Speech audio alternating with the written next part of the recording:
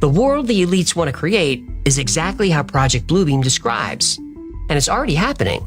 They're already merging economies, cultures, and governments. That's globalism. The Council on Foreign Relations, Bilderberg Group, Trilateral Commission, WEF, Davos. These are globalists, and they're not looking out for us. Centrally planned government, a single currency, controlled wages and prices, assigned jobs, no private property, and depopulation. They downplay their more extreme plans.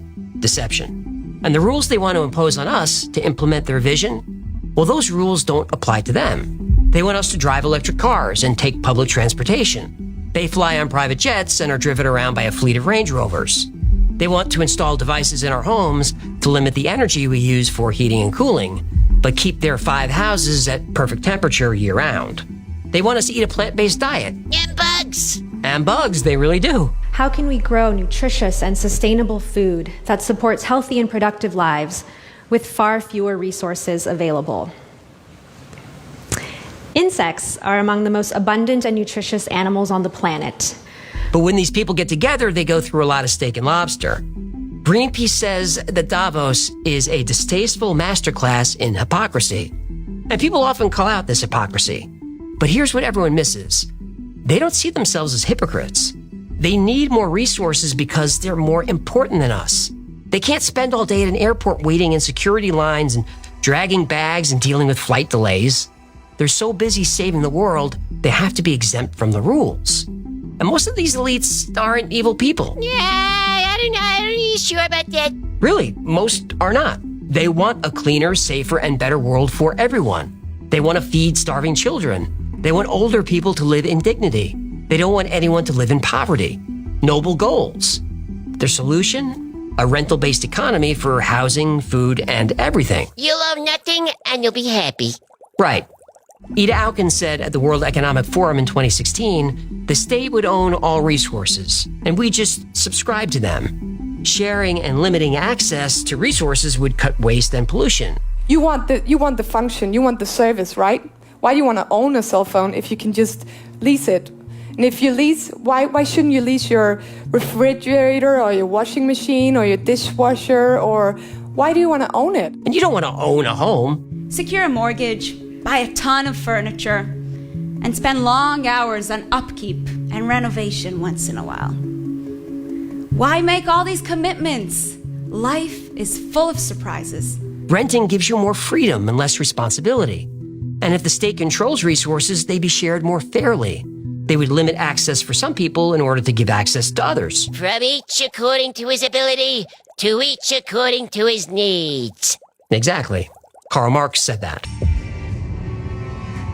To accept their vision for a new world, existing institutions like religion, family, and patriotism need to be completely dismantled. Most of us don't want this. So the message has to be delivered as a subtle deception. Like maybe you can slip it into pop culture. Let the past die. I've read humanity's story, so now I'm erasing them.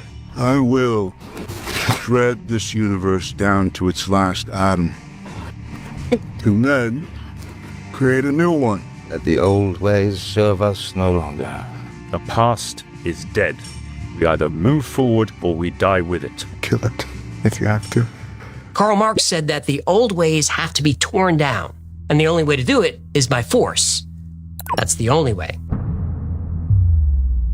There is only one way in which the murderous death agonies of the old society and the bloody birth throes of the new society can be shortened, simplified, and concentrated. And that way is revolutionary terror. And look, this episode has nothing to do with politics. It's about the powerful using deception to take advantage of the powerless. You can be a communist, or a socialist, or a capitalist. I'm a little bit of all those. But most of all, I'm a realist. Believe whatever you want. Just be honest about it. All systems are flawed because we are flawed. When ideologues claim their system is fair, they're lying. Communism isn't fair, but neither is capitalism. Socialism isn't fair, and the free markets aren't fair. No fair system exists because some people will always take advantage and will always want more. They know this, so they deceive us.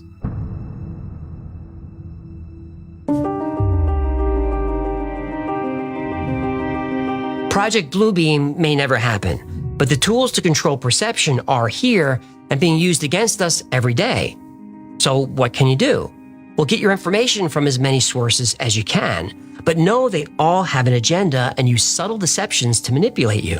When you hear kill the past or unburdened by what has been, that's Marx talking, but they won't admit it.